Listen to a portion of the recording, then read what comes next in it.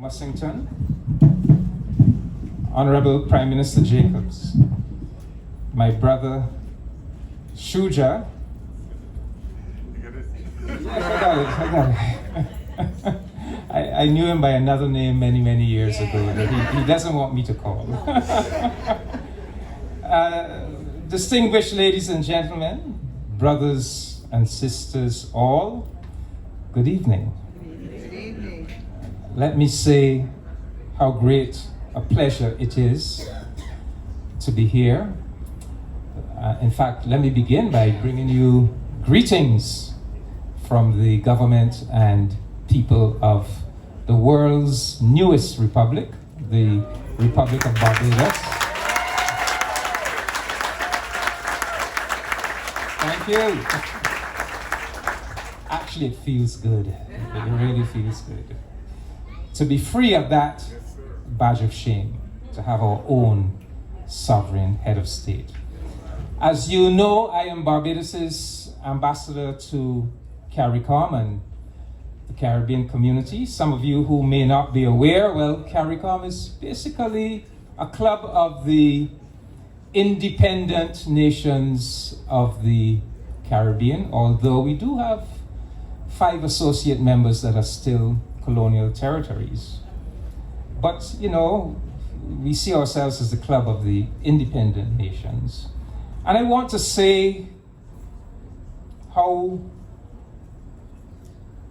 inspiring it is for me to know brothers like my brother Shuja, to know of an institution like the Conscious Lyrics Foundation.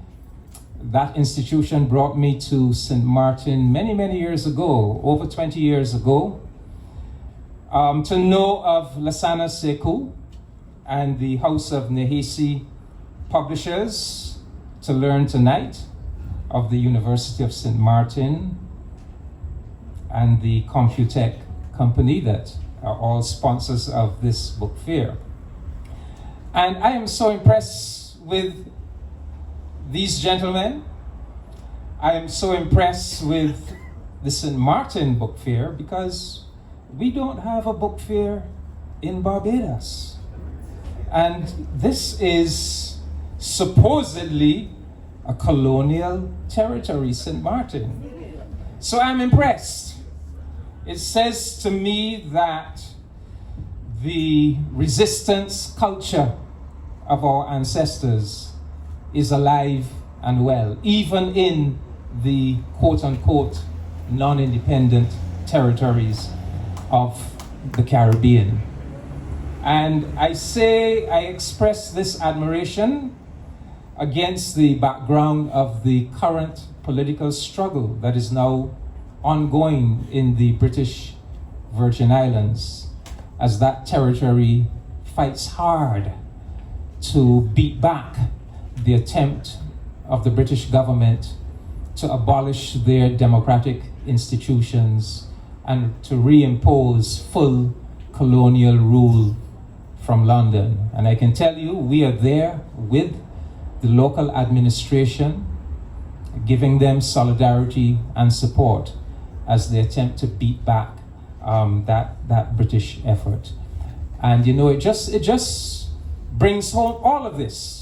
Conscious Lyrics, the House of Nehesi, the struggle of our brothers and sisters in the British Virgin Islands. It just brings home to me how much work we really have to do to consolidate our Caribbean as a totally independent and sovereign Caribbean civilization. Yes. We in CARICOM really have a duty to integrate as many of the currently non-independent countries, territories, as associate members of CARICOM and to work with them towards full independence and sovereignty within the context of our Caribbean community. So, and I will take that back with me very much so. Now, When I was contacted by my brother Suja to be the keynote speaker, my brother sent me a missive. And I'm going to quote that missive. He said, and I quote, "The theme is the rebirth. Your address may look at critical ways that Caribbean people engage their culture/literary arts as resources within their nations and regions in recovering from disaster. For example, hurricane, volcano, earthquake, and in the struggle to build new societies on the foundation of hard-won milestones. For example, Maroon nations, revolutions, labor uprisings, independence, becoming a republic, reparations." And your keynote speaking time is 20 minutes. Now, the man requires me to construct a master's or doctoral thesis, and he wants me to do it in 20 minutes. And he says he's my friend. Anyhow, so let us begin to look at the role of our culture and specifically our arts in the recovery from disaster. Shuja's missive asks me to look at present-day disasters. Hurricanes, which hit our region every year. Volcanoes. The most recent one was the eruption of Mount Soufriere in St. Vincent in April of last year. And earthquakes, Haiti 2021. And to that list, we could add the climate crisis and the COVID-19 pandemic. But even before we begin to look at contemporary disasters, we need to glance back at our history. We Caribbean people, we people of the African diaspora, are the quintessential people of disaster. You know, the astronomers tell us that our entire universe began with a cataclysmic event known as the Big Bang. A cataclysmic event that impacted on a single point of nearly infinite energy density and caused the expansion of that dense energy to move outwards and to create our universe.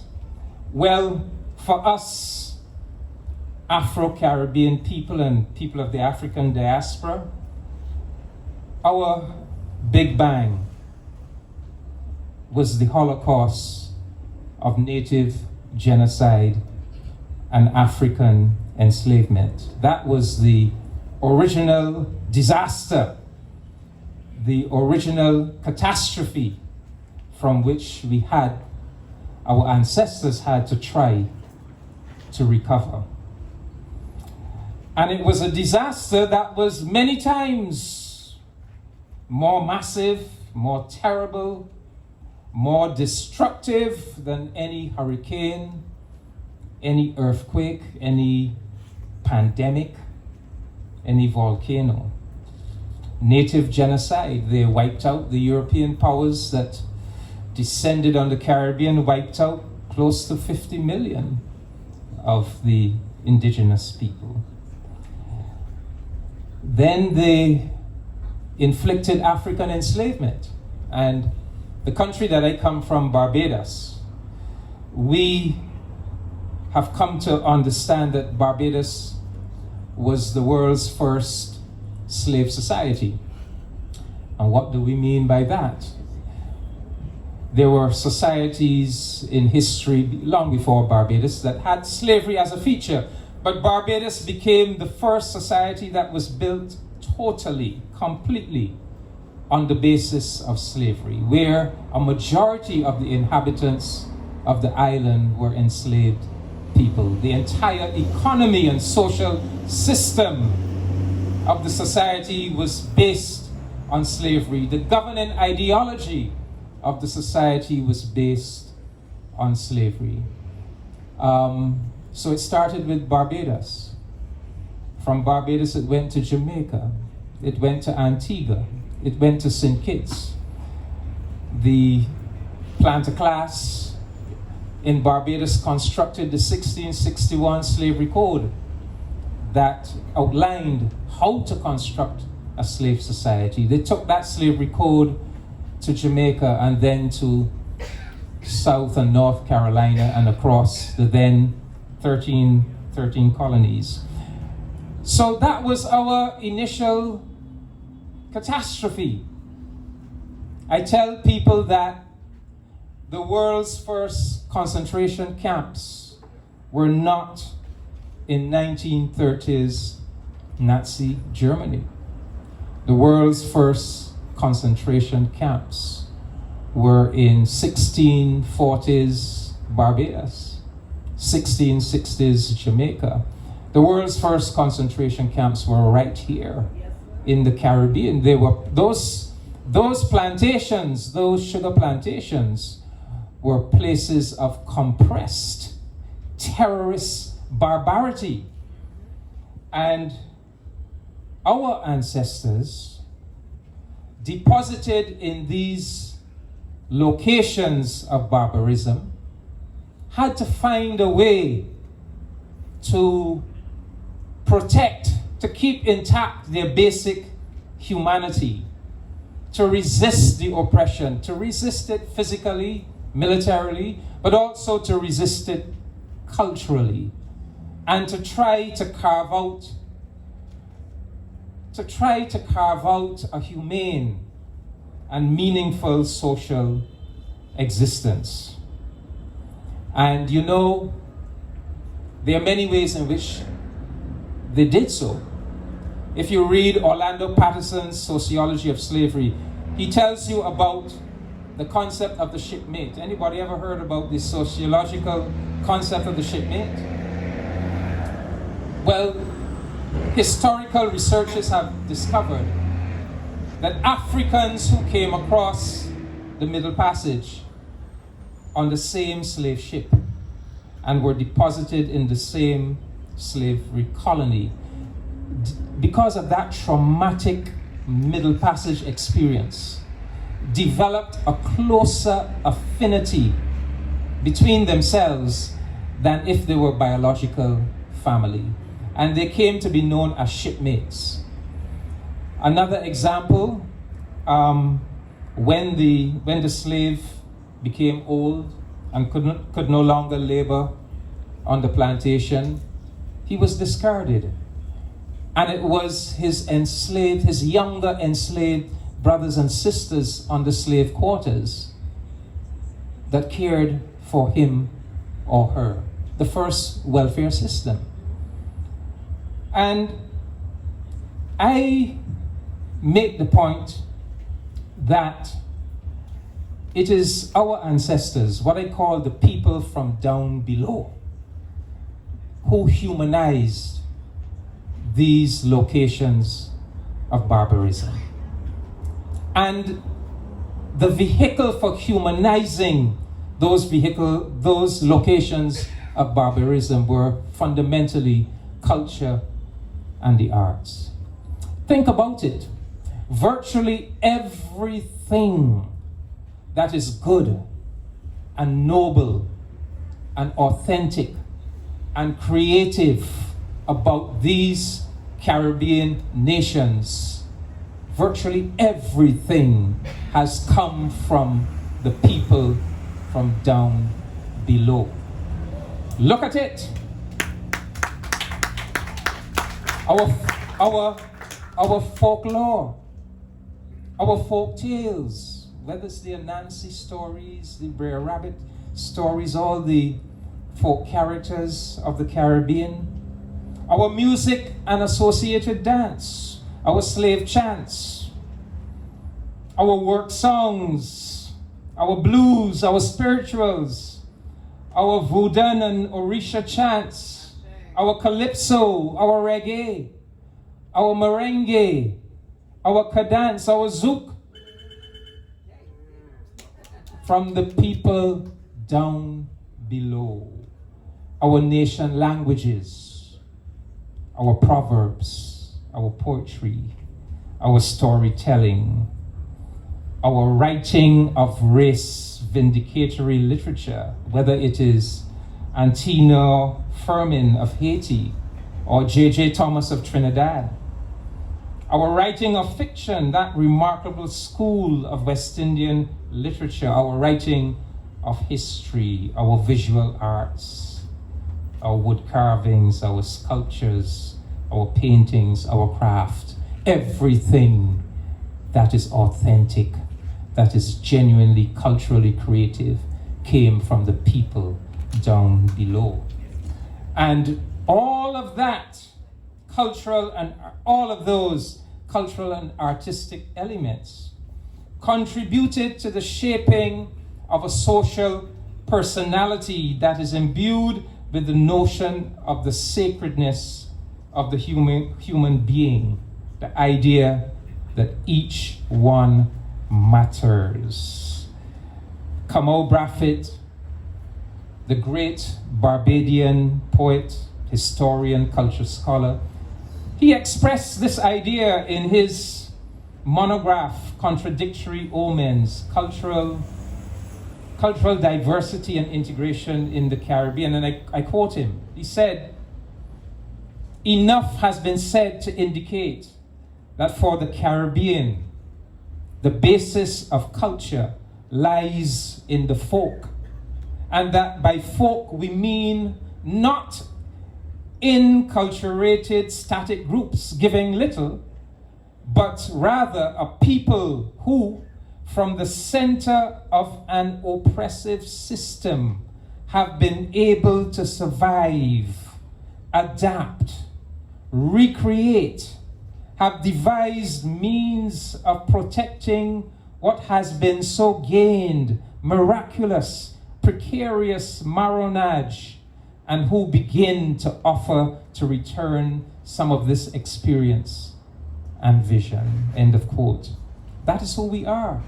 I tell people that Barbados, the world's first slave society back in the 1640s, a place of utter barbarity, a place of terrorism, a place of evil. Barbados, humanized by our ancestors through centuries of struggle and cultural creativity.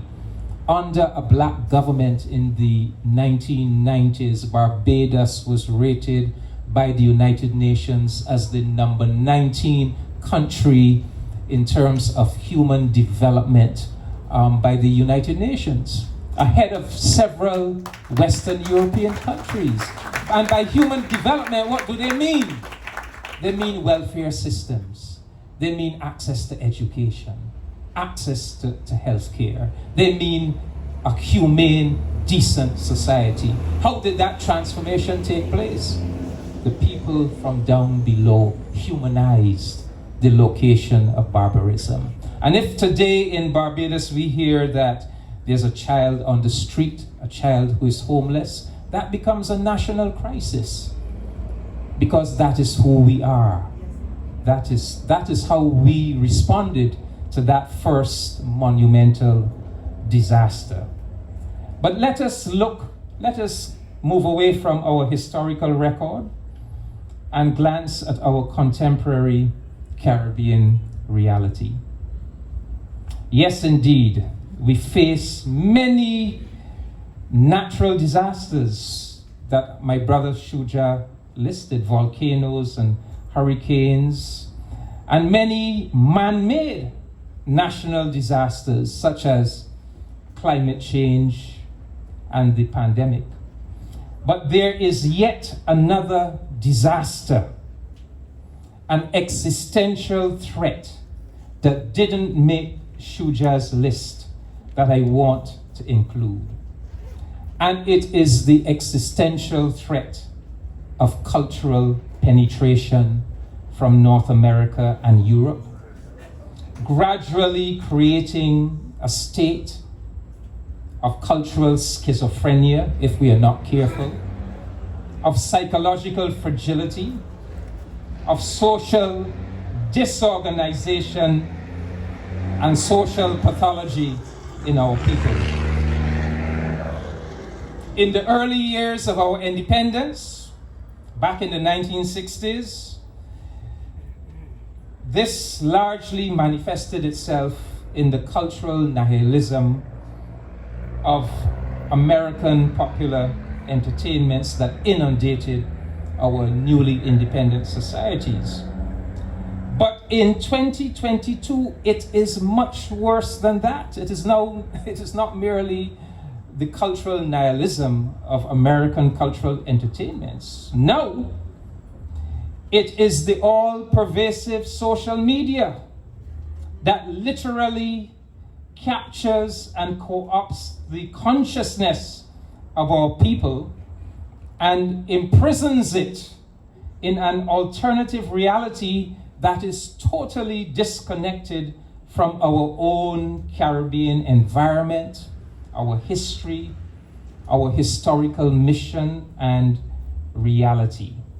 And even more sinister, it is also an organized, systematic, and scientifically calibrated mass misinformation, disinformation, propaganda, fake news, brainwashing phenomenon that is ultimately controlled by a variety of North American and European elites, economic as well as political. So, brothers and sisters, these are the several interlocking natural and man-made existential challenges and disasters that we face. And just like with the case of the original catastrophe of the Holocaust of native genocide and African enslavement, we are going to have to use and deploy our arts and culture to respond to and to overcome these challenges. I want to come quickly to a conclusion. So what I would like to do is to conclude by looking at just one example, the example that I know best of a nation that deployed the instruments of arts and culture during the extraordinarily challenging year of 2021 as a response to all of these challenges. And of course, I refer to the nation of Barbados. Barbados began the year 2021 reeling from the multiple blows inflicted by COVID-19, inclusive of a decimation of our tourism industry and a 20% decline in our economy. That's how we began 2021. And then in April, we were hit by Mount Soufriere volcano.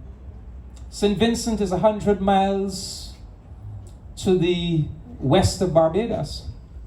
And when Mount Soufriere erupted, flinging tons of ash into the atmosphere, that ash traveled west and settled over Barbados and descended on Barbados.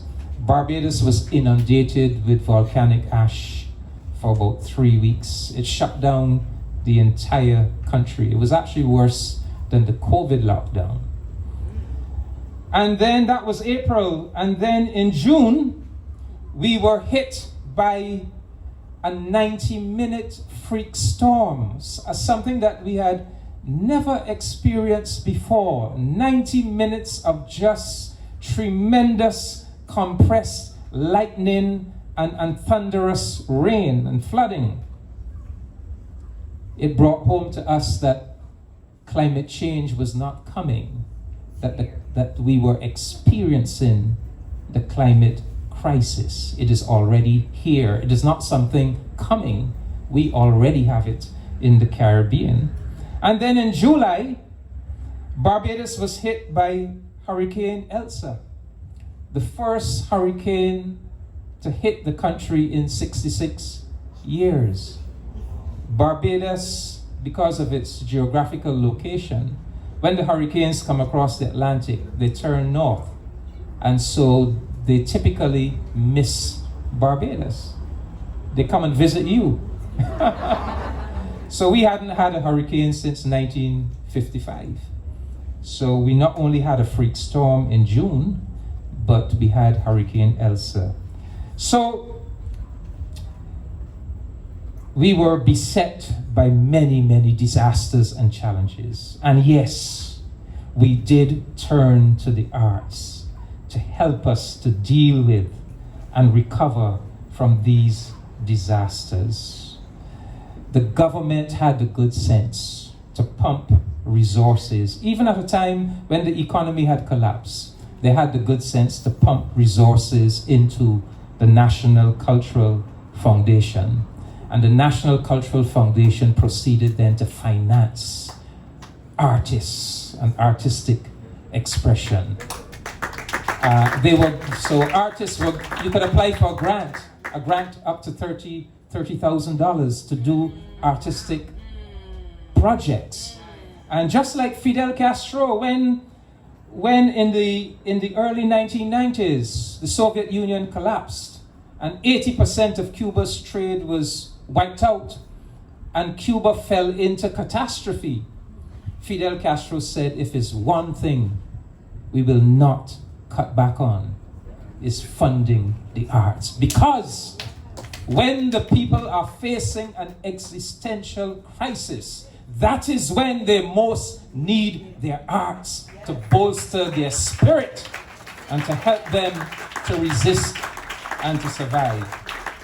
And so Barbados looked to the arts, and there were there are many projects I can speak about, but I'm going to single out two. There are two musical compositions that the musicians came together and composed and performed collectively. One was a song, an anthem called This Is Who We Are. And it was all of the Barbadian musicians coming together. They composed this song speaking about this is who we are. We will overcome this challenge. And then the Barbadian artists led a pan-Caribbean effort to create a second anthem, regional anthem, entitled We Got This. We Got This. And that came from a very popular phrase that our Prime Minister often uses. When there's a challenge, she would say, don't worry, we got this. And so those became two anthems to help us to see through that very difficult year of 2021. And then in November came history, when we became a republic. And that was a statement about who we are and our sense of self-reliance and our capacity to resist and to transcend. But there's something else that happened in the month of November that I want to draw your attention to and to reflect upon a little bit. As part of the declaring of the Republic, we developed in the heart of Bridgetown, our capital, on a 2-acre site in the heart of Bridgetown, a freedom park, a Golden Square Freedom Park. Golden Square was the location of our labor rebellion of the 1930s. And in the midst of this economic crisis, the government spent millions of dollars to develop on this sacred ground a Freedom Park. And what was unique about the Freedom Park is that it's not just a park, but they brought the artists of Barbados. Our great visual artists, Ras Aishi and Ras Akim. And they created these beautiful artistic installations that speak about that 1930s period of struggle. They brought the painters of murals, they painted murals. They brought the poetry of Kamau Braffett. The Golden Square Freedom Park is infused with the arts, the visual and literary arts of Barbados. And it has become, in these short few months, Barbados's premier national symbol. The people have gravitated towards it because they see the best of themselves reflected in it. The people respect it and protect it, and all kinds of national events are now being held there. And to me, this was extremely important. It was sending a very, it's not just about building a park. That park has to be infused with our artists and the creations of our artists. And when you do that, it resonates with your people. And along with that Golden Square Freedom Park, 3 other things our government pioneered last year. And one was a political program based on giving the Barbadian people ownership of their country. And there are many ways in which they propose to do. I just mentioned one. We now have this new industry, renewable energy, solar energy. And we have decided that that new industry will not go the way of previous industries where elites, where the wealthy take control of it. That the sun is the common resource of all the people. And the industry that is going to be built on that resource is going to be used as a driver of social transformation. So for example, they have come up with innovative ways to make housing cheap and affordable for poor Barbadians, putting photovoltaic systems on the roof. Using the roof, the government will put the photovoltaic system. The energy produced will be sold to the National Electricity Company. That will generate the revenue that will go to purchase the land. So the new homeowner doesn't have to think about purchasing the land. They're putting photovoltaic systems on 50,000 small homes so that those homes can have a second source of income. That energy will be sold to the national grid. This is just one example, but the idea is that our people must own. They must not be tenants in their country. They must own their country. Secondly, we are developing a system of local governance based on people's assemblies.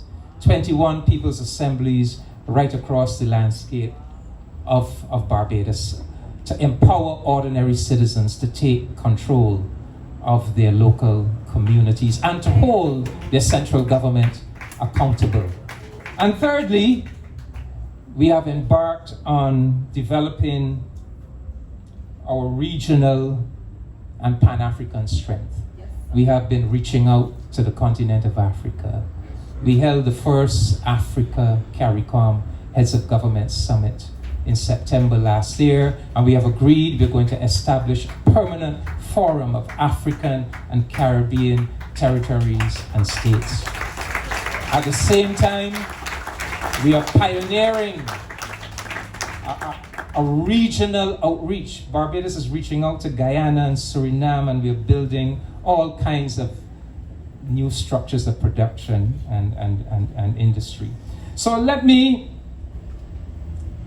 say that for me, those 4 those four things that I just outlined, to me, they are interlocking, they're interrelated developments, and they are based on the notions that one, a society and its citizens will be strong and imbued with outstanding capacity if the principle and practice of social equality and citizen ownership and participation in the society is fully developed. Secondly, that a society in which the citizen experiences his individualism not as something that is in opposition to the community or to the national state, but rather as something that is organically and naturally linked to the community and to the national state, that will be a strong and resourceful society. And I am making the case here that the arts, and especially public promotion, expression, and displays of the arts, strongly facilitated, sponsored, and financed by the state, must be central to this entire process. That, for me, is the message or lesson that I have drawn from Barbados's recent experiences. And that is something that I'm going to be pushing for hard in Barbados. And I urge all of you to do likewise in your countries. We must have the state, the government must invest in facilitating and promoting the arts of the national society. They must develop facilities like that Golden Square, Freedom Park, not just as a park, but as a place that resonates with the work of the country's painters and sculptors and poets and writers and philosophers. And when you do that, you would have created a facility that is going to impact the consciousness of your people and is going to draw them like a magnet. Barbados, I have seen that with the recent developments in Barbados, and I'm going to be pushing that. So let us conclude by acknowledging that our history and our ancestors have bequeathed to us a fundamental mission. And that mission is to construct an independent and sovereign Caribbean civilization owned by the people of the Caribbean, ready, willing, and equipped to play its rightful role in the affairs of this world. And when you look at our history tells us that it has prepared us to be the world's foremost champions and defenders of the principle of human freedom, human dignity, human rights, and liberty. There are no people in the world who experience the deprivation of human rights, the oppression, the social, economic, physical oppression that we experience, yet we were able to resist it, we were able to transcend it. And therefore, there's no people on the face of this earth better qualified and equipped by their history to speak for freedom, to speak for human dignity, to stand up for freedom and human dignity. That is who we Caribbean people are. And that is the role we have to play in this world. And you, my friends, the writers, the poets, the storytellers, the dramatists, the dancers, the choreographers, you have a fundamental role to play in achieving that sacred mission. I thank you.